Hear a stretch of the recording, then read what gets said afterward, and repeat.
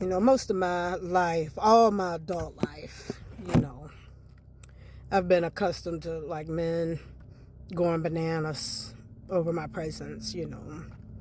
And I'll say the crowd in general, you know what I'm saying, either loses their breath or they start like getting other people's attention or, you know, a bunch of necks break, you know what I'm saying. And my mom did that when I was little, you know what I'm saying. So, of course, I wanted to grow up and be like that, you know.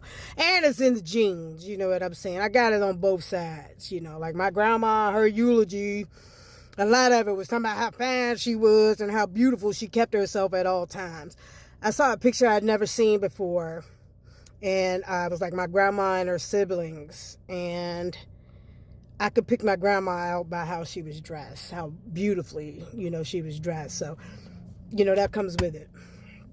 You know, now since the 2020s, you know, men left and right, you know, pick me up and throw me in the air, you know.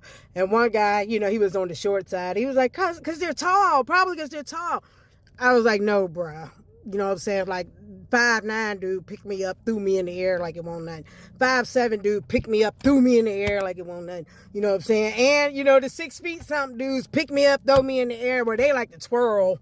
You know what I'm saying? Like it ain't nothing, you know. So I just feel like, you know, that's God's way of saying that, you know, I am going to lift you up. Like I've seen your struggle.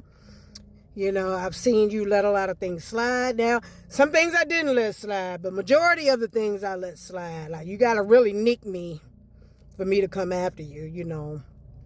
Because, you know, it's been points where it's like if I go off, everybody who's supposed to get some getting it. You know what I'm saying? And it happened, you know, or whatever. But, you know, with maturity, you know, and I try to let God handle it or whatever, you know.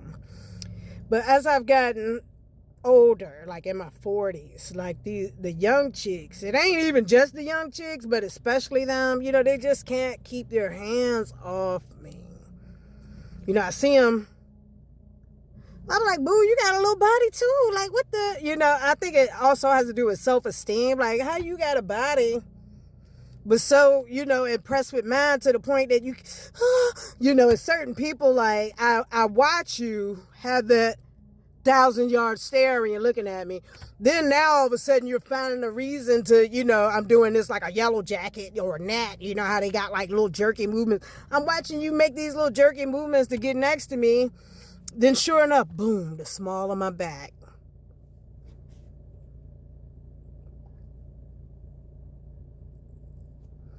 Talk one of the phone call. Boom, the small of my back. Ooh, my elbow touch your tuchus. Oh, I'm in, you know, all, you know, in my waist. You know, but one thing, little ma'ams, you know, this body, this ain't for y'all. For one thing.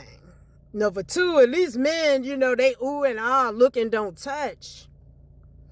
3, I understand that there are genuine accidents, you know. Now, those, I don't get mad at anybody who genuinely, accidentally touches me. You know what I'm saying? But when I watch you, see what it is? People think you can't see it in their face and eyes. You know, now, if I come to you like this and then now I'm tapping on you, am I being friendly? Or is there aggression in that tap?